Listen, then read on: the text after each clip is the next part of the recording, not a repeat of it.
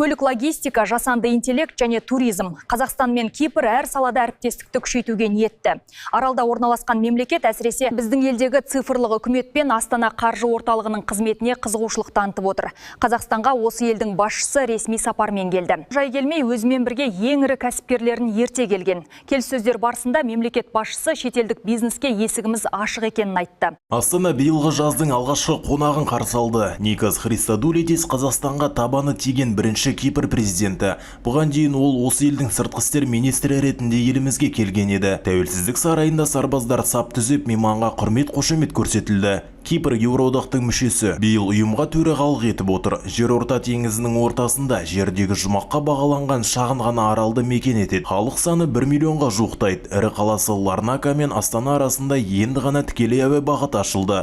Христодулидис алғашқы жолаушылардың бірі болып осы рейспен елордаға келді.